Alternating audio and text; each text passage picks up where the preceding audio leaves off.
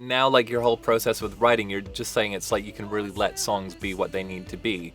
So do you find that, like, you just go into a session with someone and see what happens, or are you going in and saying, let's try to write something like this for that? Or, you know, if it's something for a placement, do you hear from a publisher they're looking for something specific? Right. Or what's your general approach to writing sessions now?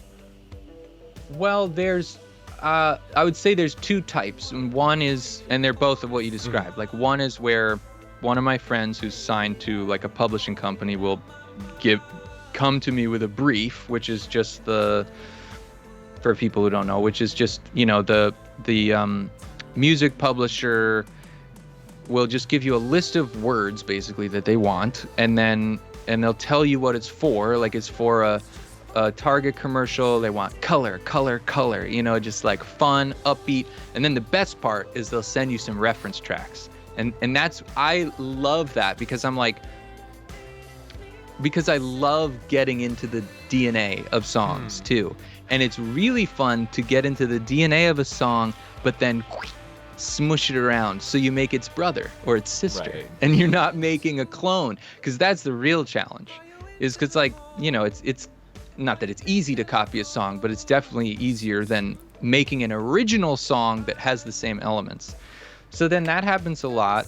But then conversely, you know, if I'm writing for an artist, like for their project, which is really, really fulfilling, I would say that's just as fulfilling as writing for me.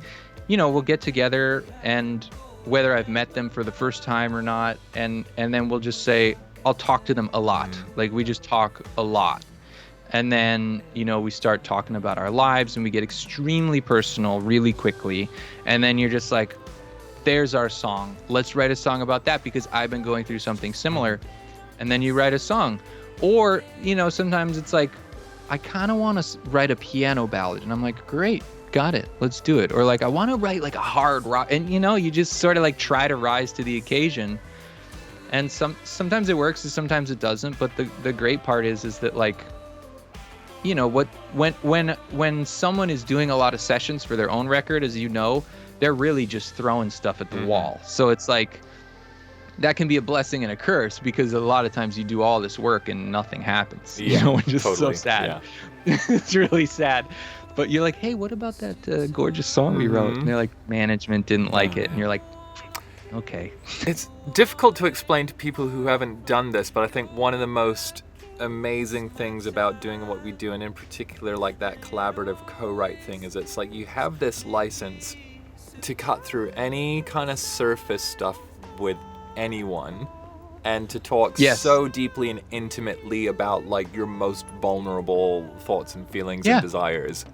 And like, it's kind of remarkable how we can do that in music collaboratively. And I think, for people who haven't done the co-write world, it's like, I think, you know, when you're talking about like, you're used to having control, it's me, it's my soul, or whatever, that whole thing where you need to be able to like merge souls or open the window of the soul. It's kind of crazy how deep you can go and how quickly, and then sometimes like never see the person again. Ever again. And never before that. Yeah, it's wild, isn't it? Yeah, but maybe what you said, maybe that's why co-writes generate such great music, is because you're opening each other's window to the soul, whereas you have to do that yourself. You know? So it's like, maybe chatting with them for 2 hours ahead of time is the equivalent of going on a walk. You know, you just sort of like lull yourself into like and you get to, I don't know, it's just, that's the way people want to communicate at all times, right? They want to be like, hey, how are you? I'm Mike. This is the worst thing that happened to me in the last few months. What's the worst thing that happened to you? You know? Oh my goodness! Actually, Blackberry Jam Studios, who's up in BC, is just saying in a lot of way pre-production and song revision is his fave part of the process. And I gotta say, I agree with that. Like whole, like when you take a song and it's like, what actually is this? And I think, you know, that was almost our first question that you're talking about, which is like really trying to understand the DNA of a song. I do a lot of like kind of song doctoring stuff as like crossover from like co-writing into production. Like, there's definitely something here. But what's actually, it's like, what are you really trying to say, Mike? You know?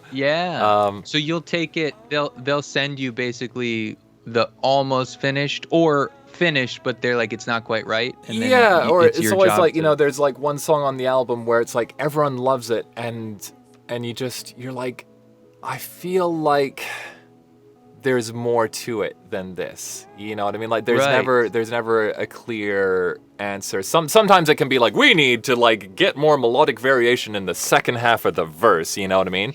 And other times you're like, when you say this, I just feel like there's way more going on. And, you can go through a whole process. I've been through processes with like a couple of bands where it's like the singer like rewrites the lyrics like 3 times. There's one time on like the 3rd rewrite, I kind of sent everyone else out and went and sat down. I was like, what's this song about? And she like burst into tears and told me the whole story. I was like, oh my God, this is amazing. Then she rewrote it again, and it was like still that thing where it wasn't like fully like literal, but you suddenly like feel the thread of the story more, and it was just like, amazing record. But that's, I don't know. That's awesome. It's fascinating, that thing where we're just trying to like, because music ultimately is about going beyond words, isn't it? But it's like you need words as vessels, and it's like you want to communicate these things that are, there's no other medium really to do it.